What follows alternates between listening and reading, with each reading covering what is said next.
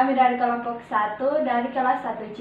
Di sini kami akan mempraktekkan tentang pemeriksaan fisik neurologi. Sebelum itu kami akan memperkenalkan diri. Perkenalkan, nama saya Putri Sekina Ramadhani dan teman saya Maria Alicia Rahel Gaur, saya Rizka Maria Putri, saya Nurulati Kasis, saya Sartika. Dan bahan yang pertama Snellen card, yang kedua barang-barang kecil untuk memeriksa memori klien, yang ketiga hammer, yang keempat handscoon, yang kelima spatel lidah, yang keenam lidi yang berisi kapas, yang ketujuh garpu tala, yang kedelapan penlight, yang kesembilan waskom yang berisi air hangat dan air dingin, dan 2 botol.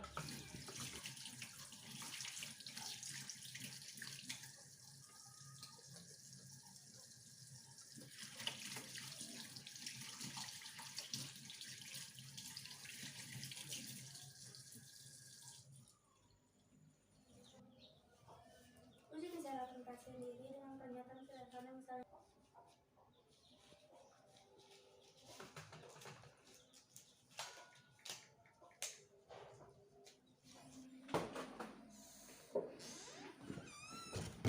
Assalamualaikum Ibu.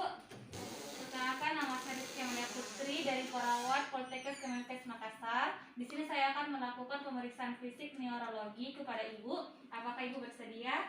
Bersedia. Pemeriksaan yang pertama yaitu pemeriksaan kesadaran diri yang dengan cara uji kesadaran diri pasien dengan pertanyaan sederhana, misalnya nama, alamat, dan keberadaan pasien sekarang.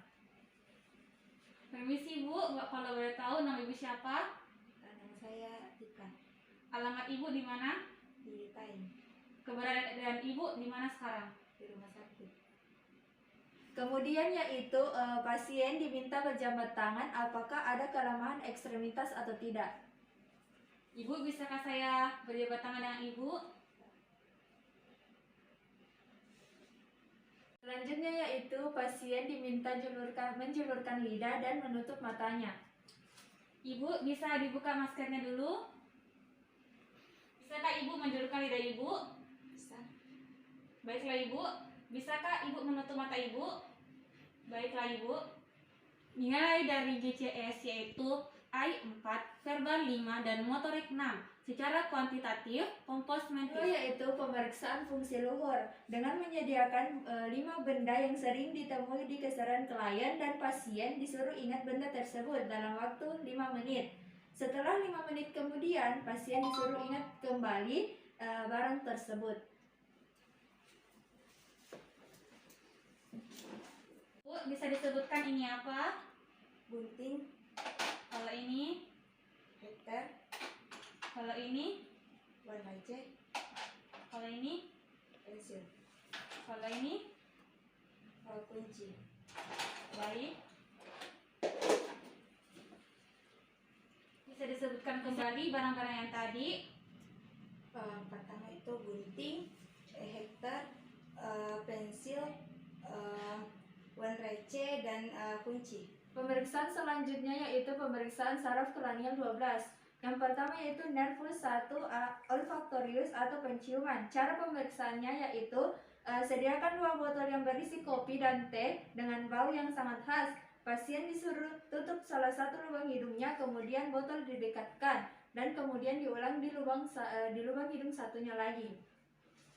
Silakan Ibu duduk.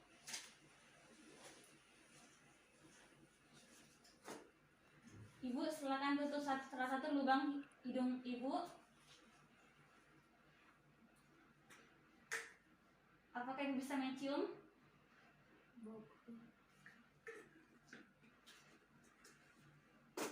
Baiklah Ibu, silakan menutup sebelah lubang hidung Ibu. Bisa dilihat Ibu bau apa? Baiklah Ibu. Selanjutnya yaitu nervus 2 optikus atau penglihatan. Di sini cara penglihatannya yaitu melihat penglihatan pasien menggunakan Snellen card dan memeriksa lapang pandang pasien. Baiklah Ibu, silakan menyebutkan huruf yang saya tunjuk ya. E, O, O, B, C, Z, D, O, T.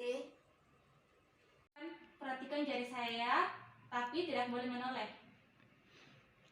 Masih terlihat Ibu? Masih, Masih terlihat Ibu? masih, Masih terlihat Ibu? masih, Masih terlihat Ibu? masih. Selanjutnya yaitu nervus 3, 4, dan 6, oculomotorius, nuclearis, dan abducens. Cara pemeriksaannya di sini kita melihat apakah pasien ada gangguan penglihatan atau tidak. Kemudian memeriksa gerakan bola mata dengan cara mengikuti arahan pasien ke atas, ke bawah, ke kiri, dan ke kanan. Dan yang terakhir yaitu melihat respon pupil pasien dengan menggunakan pen light. Baiklah Ibu, silakan lihat ke atas, lalu lihat ke bawah, lihat ke kiri, lalu ke kanan, lalu melihat respon pupil mata klien dengan menggunakan pen light. Silakan diperhatikan Ibu.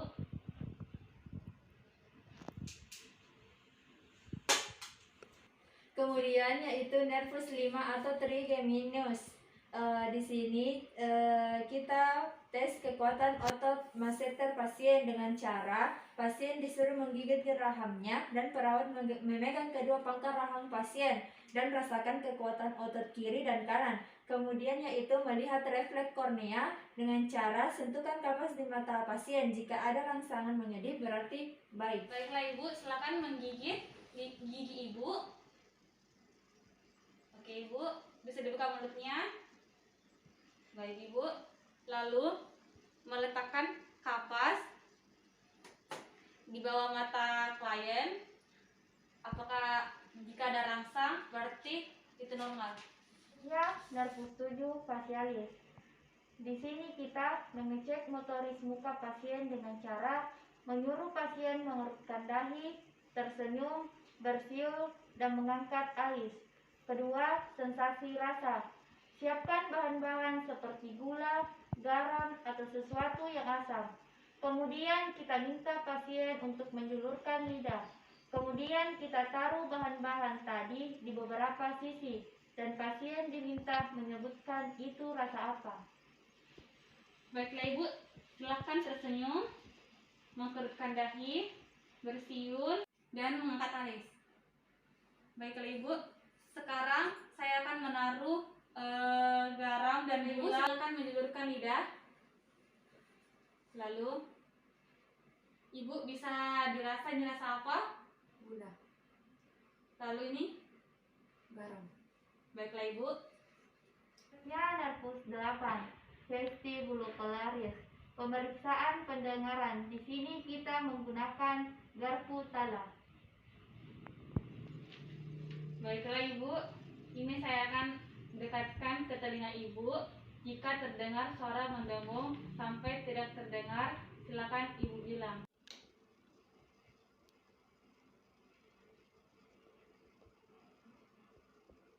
Udah gitu. Ya, tes keseimbangan. Di sini kita melihat pasien apakah cenderung jatuh atau tidak. Pasien disuruh jalan seperti biasa. Kemudian disuruh pasien berjalan dengan tumit menjatuh pada jari kaki belakangnya. Ibu berdiri.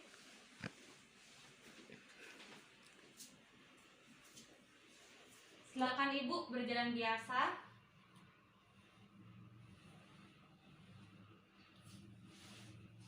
Lain Ibu berbalik. Silakan berbalik. Kemudian Ibu berjalan dengan tumit menyentuh jari belakang seperti ini.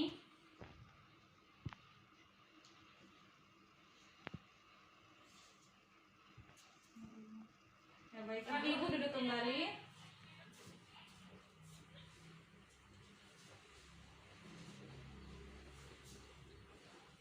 Selanjutnya nervus 9, glosopharyngeus. Cara pemeriksaannya dengan cara memberikan perasa atau bahannya pahit pada bagian belakang lidah. Silakan Ibu menjulurkan lidah Ibu.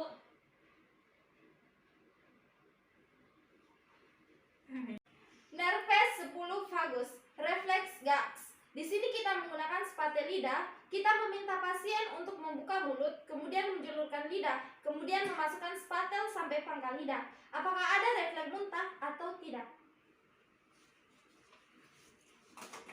Baiklah Ibu, silakan menjulurkan lidah Ibu.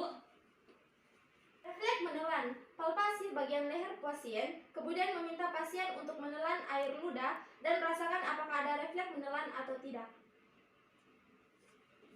Isi Ibu, silakan telan ludah Ibu. Nervus 11 accessorius. Di sini kepala pasien diminta untuk miring ke kanan dan perawat memberikan tahanan, kemudian menyuruh pasien melakukan gerakan melawan atau menoleh ke kiri. Apakah ada tahanan yang kuat atau tidak? Ibu bisa menoleh ke kanan. Coba menoleh ke kiri. Kembali Ibu ke posisi semula. Nervus 12 hypoglossal.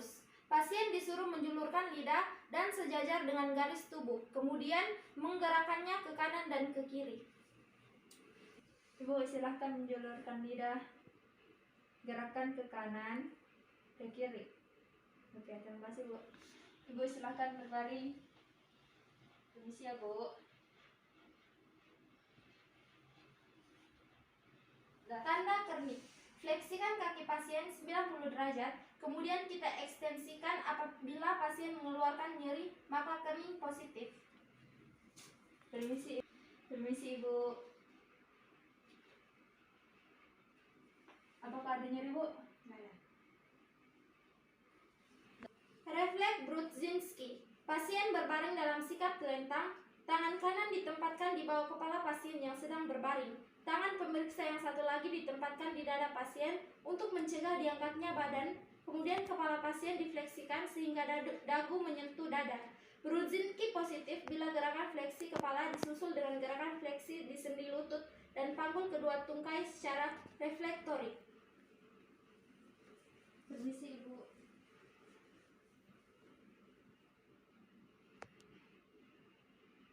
Brudzinski 2. 1. Pasien tidur telentang. Fleksikan salah satu tungkai di paha dalam keadaan lutut fleksi. Yang kedua, hasil positif terjadi fleksi lutut kontralateral. Permisi Ibu.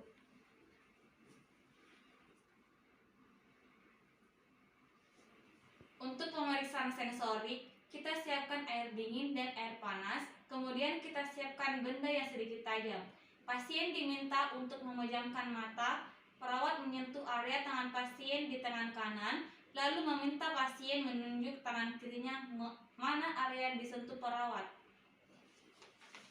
Permisi Bu, bisa kita tutup mata tak? Di sini saya akan menyentuh tangan kanan Ibu. Dimohon tangan kiri Ibu itu menyentuh mana area yang saya sentuh.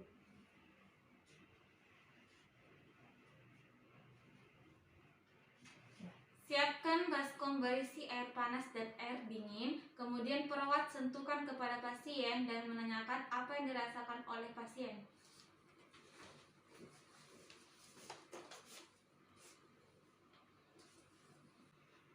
Apa yang dirasa Bu? Panas. Untuk rangsang nyeri membutuhkan benda yang sedikit tajam, kemudian mendekatkan pada pasien. Apakah pasien merasakan nyeri atau tidak?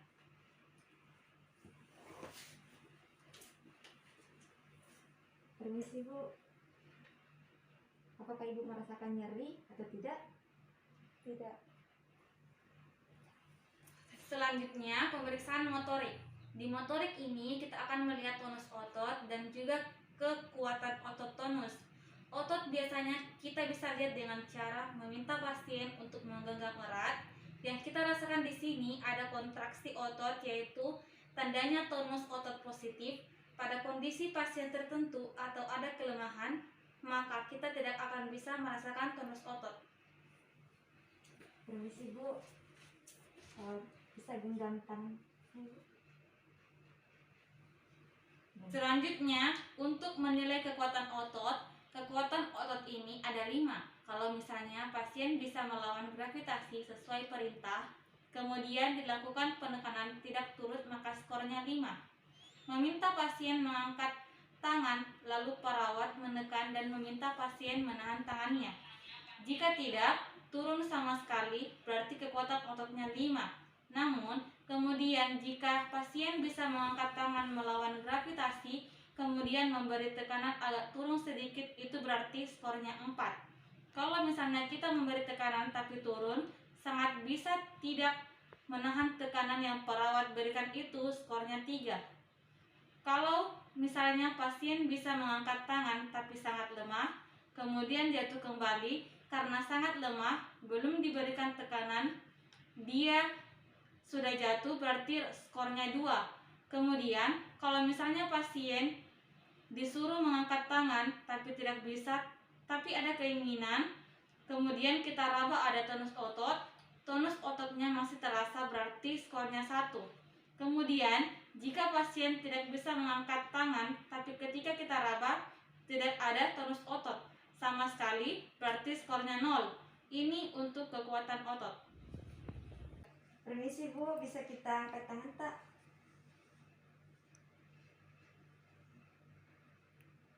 Selanjutnya adalah refleks. Di sini kita belajar resep yang paling sering dicek adalah refleks patella. Untuk pasien yang bisa duduk, kita bisa buat pasiennya duduk, kemudian kakinya menggantung pada pasien dengan batas tetap bisa sangat terinci. Pasien mengangkat kakinya hingga menggantung. Kemudian ada hammer patella, kita ketukkan pas di bawah patella, kemudian akan ada renjatan yang benar, sedangkan refleks tersebut positif. Permisi Bu, bisa kita duduk?